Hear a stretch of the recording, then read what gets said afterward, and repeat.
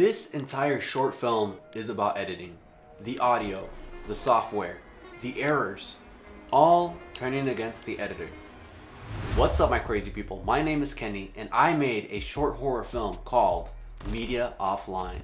In this video, I'm breaking down how I filmed it, edited it, and turned normal editing problems into horror.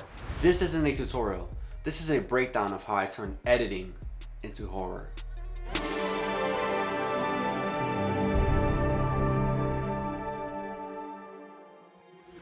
Back when I was in college, I had a project where I needed to make a film in 1 month. And honestly, I didn't know where to start. I drive off of being inspired, so I took a deep dive into the internet and found Daniel Thrasher's When the Editing is Really, Really Bad. I wanted to make an awesome short film about editing as well, but doing the exact same thing would have left a bad taste in my mouth. Daniel Thrasher's videos are pretty comedic. Did you just pull your pants down? Sure did! But I thought, my videos are pretty demonic. And that's when I got the grand idea to make a horror film about editing. Instead of using effects and other principles of editing to make a comedy, I used glitches and other principles of editing like errors to make a horror. That concept is what led to the title Media Offline. After the inspiration, I kicked off the pre-production phase with the pitch. Here's a brief summary of it. A YouTuber wants to complete a simple video about his visit to the haunted Seven Bridges forest. His goal is to edit and finalize his project, but the editing software becomes his obstacle. Sounds interesting, right? I had the protagonist, which is the YouTuber. The goal of the protagonist, which was to edit and finalize his project, the obstacles he would face while trying to reach that goal, which would be the antagonist, the editing software. With that, I had a strong foundation for my script, and bam, I have officially earned the title, Writer in the Credits. Next, I needed to do some producer stuff like budgeting and finding the cast and crew I needed for the film. Long story short, I looked inside my wallet and flies were coming out. So I decided to put on different hats for the film by becoming the cast and crew. For my location, I already had a location in mind when I wrote the pitch, the Seven Bridges Forest. Back in 2019, I actually made a vertical horror short film with my brother in this forest, and I thought it would be nostalgic to make a comeback here.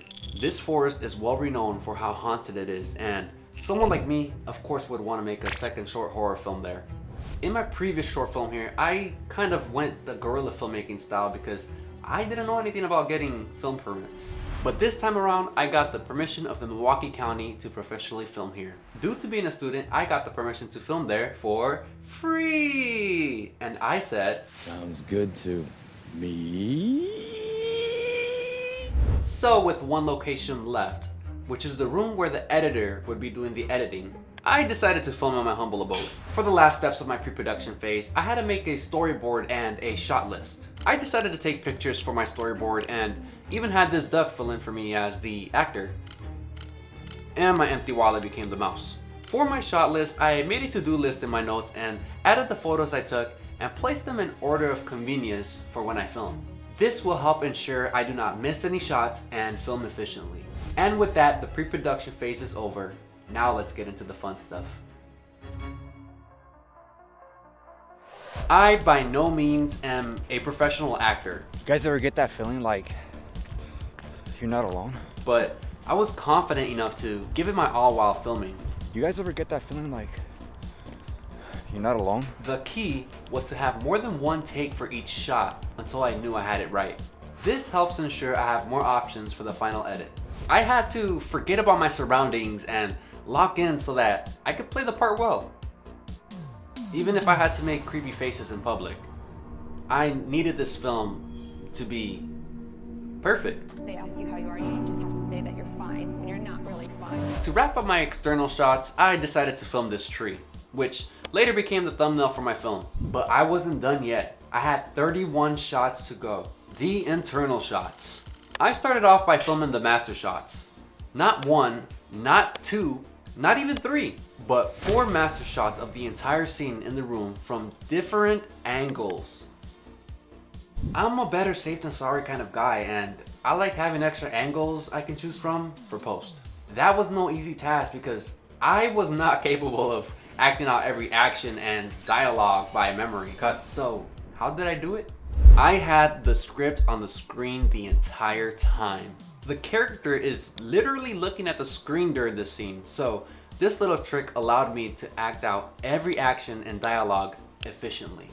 After the master shots, I continued down my shot list, and sooner than later... 3 more shots out of 31. I'm starting to get bloodshot in my eye because of the lights pointing everywhere. Maybe that's why. I'm almost done, but it's okay. This is gonna come out really good, and I hope you guys enjoy it when it does. After that clip, I finally wrapped up the production phase and went into a deep slumber. But we are not done yet. During the production phase, I had an advantage, and that advantage was to film with the edit in mind. When I film, I am literally editing in my head. I will know where to make my cuts, I will know how to film shots to make seamless transitions like this one, and even know how to fix issues in post. And I know for all the Hollywood filmmakers out there, fixing it in post can cost extra money. Trust me, I understand the struggle. But as the editor and producer and director for my film, that doesn't matter to me. I love editing. First, I had to assemble all of the shots to make the story. After that, I removed any discrepancies that would ruin the continuity of the scene, like my phone and this GVM light. Easy enough, I just needed a screen grab of these shots and removed those discrepancies in Photoshop. Then I masked a clean plate onto the footage and bam, it's like it was never there. Remember when I had the script on the laptop screen? Yeah, this was the most challenging part of the entire process because I had to manually mask almost every element in Premiere Pro's user interface and keyframe every movement so that it aligns with my actions. For example, this finalized shot where I'm moving the clips. This was just a script. I'm being serious when I said I had the edit in my mind. The volume meter, the sound icon, the time codes, the mouse pointer, the clips, the playheads, the pause and play button, all of it was edited. I literally edited the editing software editing, if that makes sense. That includes the visuals I wanted to display on the program monitor. Speaking of that, I had to have all of the visual effects done on these before I even started editing the software. I'm talking about you, creepy smiley Kenny. The shadow figure was basically me doing some weird movements. After getting all of that done, I added a cyan solid layer with Venetian blinds to make my fake software screen look digital. I finally had my fake software screen ready to pre-compose and add on top of my laptop screen. For this process, the corner pin effect was my best friend. This allowed me to pin the corners of the pre-composed screen on top of my laptop for every shot. I also added a light sweep and a camera lens blur on the pre-composed layer to match every shot so that I could really sell the effect. For color grading, I decided to go with a blue tone to create that trapped and isolating feeling the character is experiencing. I will talk about color theory in a future video. Now that I've color graded my film to my liking, wait, speaking of liking, if you've made it this far and are liking this video, please leave a like and comment down below letting me know what your favorite horror film is. I'm looking forward to growing my watch list. The audio. Audio was the most important factor of my film because without it,